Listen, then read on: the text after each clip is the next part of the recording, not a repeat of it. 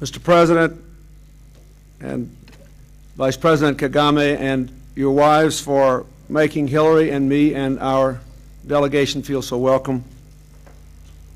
I'd also like to thank the young students who met us and the musicians, the dancers who were outside. I thank especially the survivors of the genocide and those who are working to rebuild your country for spending a little time with us before we came in here.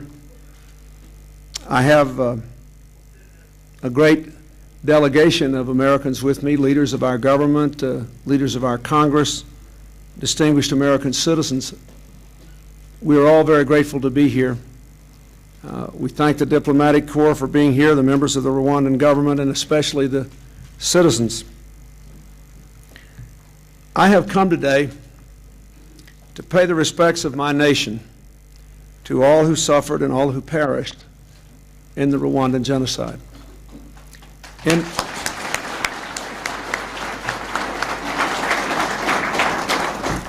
It is my hope that through this trip in every corner of the world today and tomorrow, their story will be told. That 4 years ago in this beautiful, green, lovely land, a clear and conscious decision was made by those then in power that the peoples of this country would not live side by side in peace. During the 90 days that began on April 6th in 1994, Rwanda experienced the most intensive slaughter in this blood-filled century we are about to leave. Families murdered in their homes, people hunted down as they fled by soldiers and militia, through farmland and woods as if they were animals. From Kibuye in the west to Kibongo in the east, people gathered seeking refuge in churches by the thousands, in hospitals and schools. And when they were found, the old and the sick, women and children alike, they were killed. Killed because their identity card said they were Tutsi, or because they had a Tutsi parent, or because someone thought they looked like a Tutsi, or slain like thousands of Hutus because they protected Tutsis, or would not countenance a policy that sought to wipe out people who just the day before and for years before had been their friends and neighbors. The government-led effort to exterminate Rwanda's Tutsi and moderate Hutus, as you know better than me, took at least 1 million lives. Scholars of these sorts of events say that the killers, armed mostly with machetes and clubs, nonetheless did their work 5 times as fast as the mechanized gas chambers used by the Nazis. It is important that the world know that these killings were not spontaneous or accidental. It is important that the world hear what your president just said. They were most certainly not the result of ancient tribal struggles. Indeed, these people had lived together for centuries before the events the president described began to unfold. These events grew from a policy aimed at the systematic destruction of a people. The ground for violence was carefully prepared, the airways poisoned with hate, casting the Tutsis as scapegoats for the problems of Rwanda, denying their humanity. All of this was done clearly to make it easy for otherwise reluctant people to participate in wholesale slaughter. Lists of victims, name by name, were actually drawn up in advance. Today, the images of all that haunt us all. The dead choking the Kagera River, floating to Lake Victoria. In their fate, we are reminded of the capacity in people everywhere, not just in Rwanda, and certainly not just in Africa. but the capacity for people everywhere to slip into pure evil. We cannot abolish that capacity, but we must never accept it, and we know it can be overcome. The international community, together with nations in Africa, must bear its share of responsibility for this tragedy as well.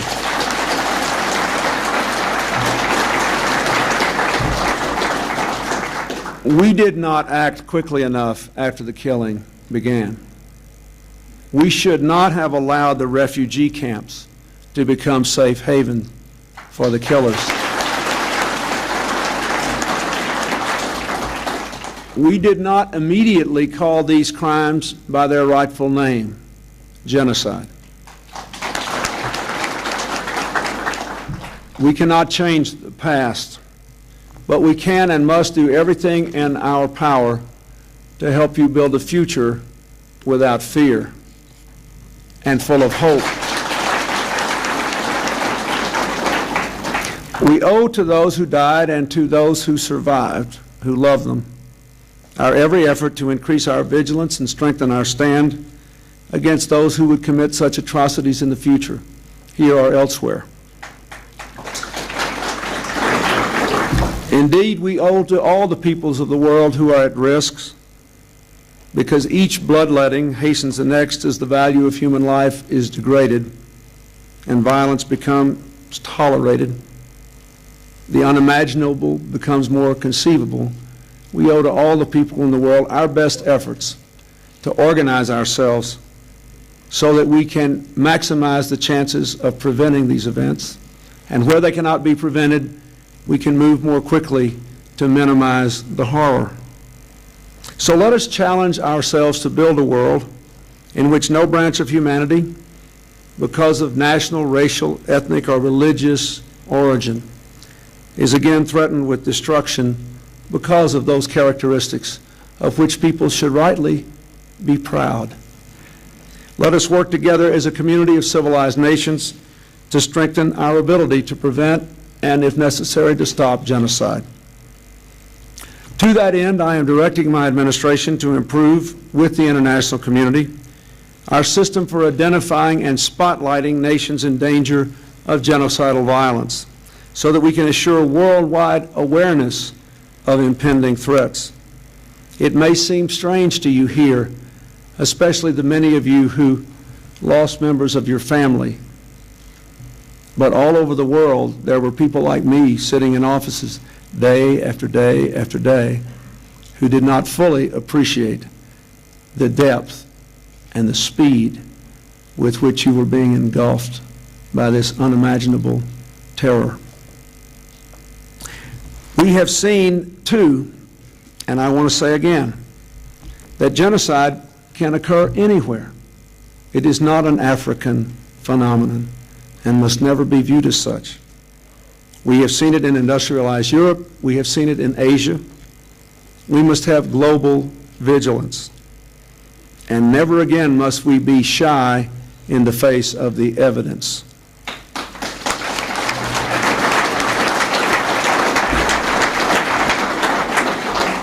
Secondly, we must, as an international community, have the ability to act when genocide threatens. We are working to create that capacity here in the Great Lakes region, where the memory is still fresh. This afternoon in Entebbe, leaders from Central and Eastern Africa will meet with me to launch an effort to build a coalition to prevent genocide in this region. I thank the leaders who have stepped forward to make this commitment. We hope the effort can be a model for all the world, because our sacred task is to work to banish this greatest crime against humanity. Events here show how urgent the work is. In the northwest part of your country, attacks by those responsible for the slaughter in 1994 continue today. We must work as partners with Rwanda to end this violence and allow your people to go on rebuilding your lives and your nation. Third, we must work now to remedy the consequences of genocide. The United States has provided assistance to Rwanda to settle the uprooted and restart its economy, but we must do more. I am pleased that America will become the first nation to contribute to the new Genocide Survivors Fund.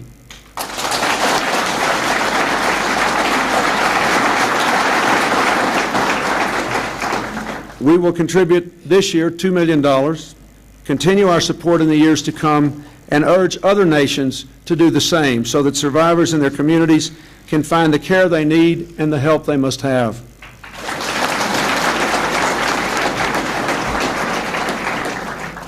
Mr. President, to you and to you, Mr. Vice President, you have shown great vision in your efforts to create a single nation in which all citizens can live freely and securely.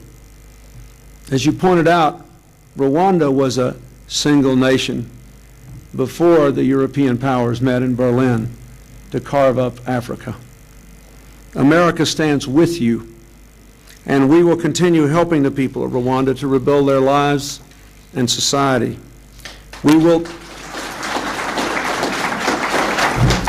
You spoke passionately this morning in our private meeting about the need for grassroots efforts in this direction. We will deepen our support for those grassroots efforts, for the development projects which are bridging divisions and clearing a path to a better future. We will join with you to strengthen democratic institutions, to broaden participation, to give all Rwandans a greater voice in their own governance. The challenges you face are great, but your commitment to lasting reconciliation and inclusion is firm. Fourth, to help ensure that those who survived and the generations to come never again suffer genocidal violence.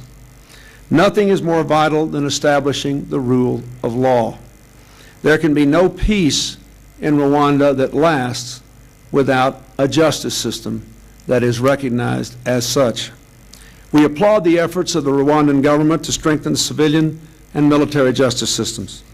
I am pleased that our Great Lakes Justice Initiative will invest $30 million to help create throughout the region judicial systems that are impartial, credible, and effective. In Rwanda, these funds will help to support courts, prosecutors, and police, military justice, and cooperation at the local level. We will also continue to pursue justice through our strong backing for the International Criminal Tribunal for Rwanda. The United States is the largest contributor to this tribunal. We are frustrated, as you are, by the delays in the tribunal's work, as we know we must do better. Now that administrative improvements have begun, however, the tribunal should expedite cases through group trials and fulfill its historic mission.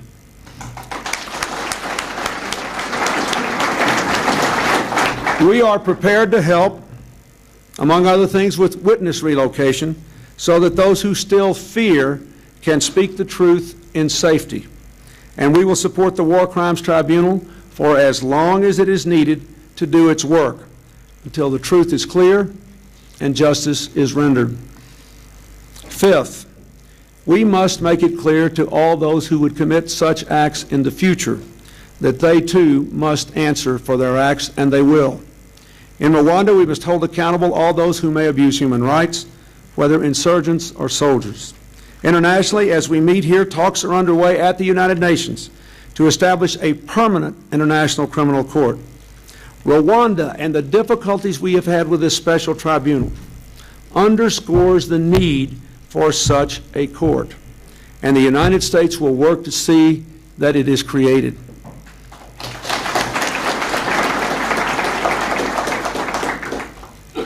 I know that in the face of all you have endured, optimism cannot come easily to any of you. Yet I have just spoken, as I said, with several Rwandans who survived the atrocities, and just listening to them gave me reason for hope. You see countless stories of courage around you every day as you go about your business here. Men and women who survive and go on. Children who recover the light in their eyes. Remind us that at the dawn of a new millennium, there is only one crucial division among the peoples of the earth: And believe me, after over 5 years of dealing with these problems, I know it is not the division between Hutu and Tutsi, or Serb and Croatian and Muslim in Bosnia, or Arab and Jew, or Catholic and Protestant in Ireland, or black and white. It is really the line between those who embrace the common humanity we all share and those who reject it. It is the line between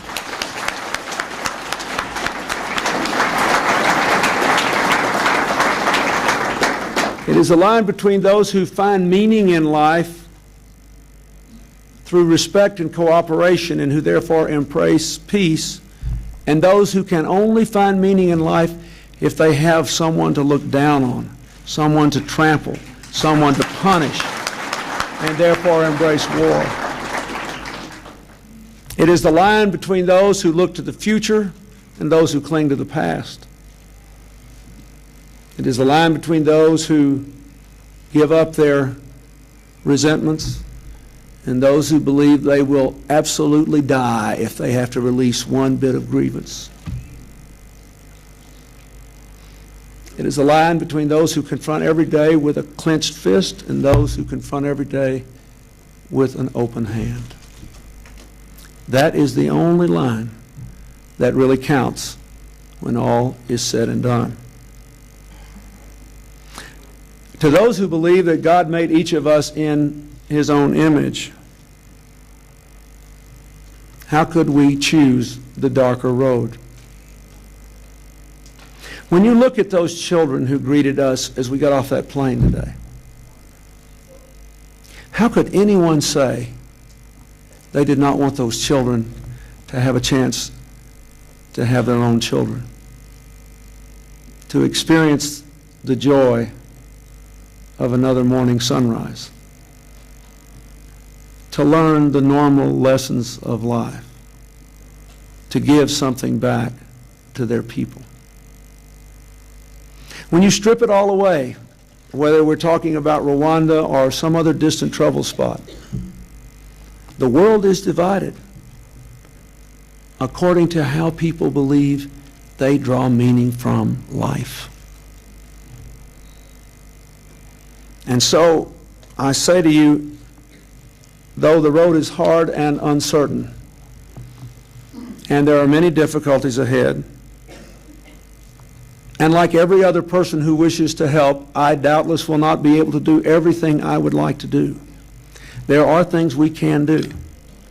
And if we set about the business of doing them together, you can overcome the awful burden that you have endured. You can put a smile on the face of every child in this country. And you can make people once again believe that they should live as people were living who were singing to us and dancing for us today. That's what we have to believe. That is what I came here to say. That is what I wish for you. Thank you, and God bless you.